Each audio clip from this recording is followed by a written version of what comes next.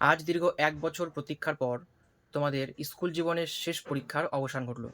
প্রত্যেককে অনেক অনেক অভিনন্দন, অনেক অনেক শুভকামনা।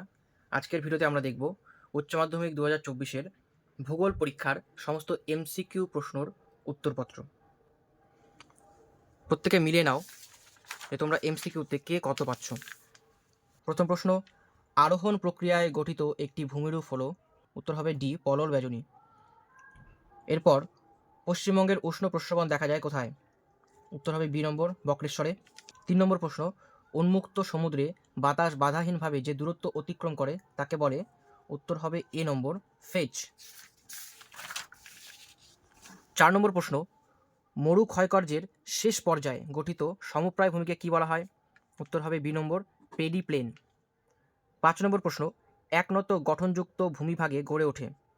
এ নম্বর হয়ে যাবে উত্তর, জাফরি রূপী জল নির্গম প্রণালী। ৬ নম্বর প্রশ্ন, অ্যান্ডিসল এর একটি উদাহরণ হলো?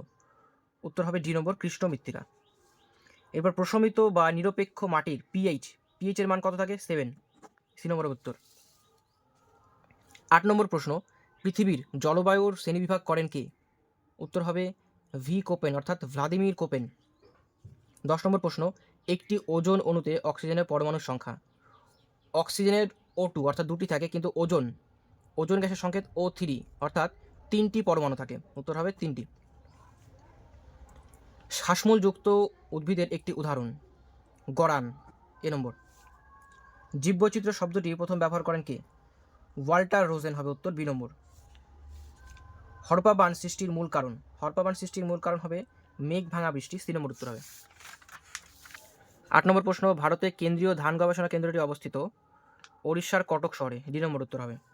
ভারতে কফি উৎপাদনে অগ্রণী দুটি রাজ্য? কর্ণাটক, কেরালা, উত্তর হবে এ নম্বর।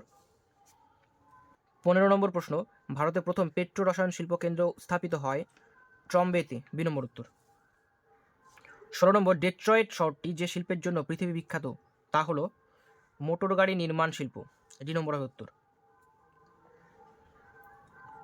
এরপর দেখো, ২০১৩ সালে ভারতে যোগাযোগ ব্যবস্থার অন্তর্গত যে পরিষেবাটি বন্ধ করা হয়?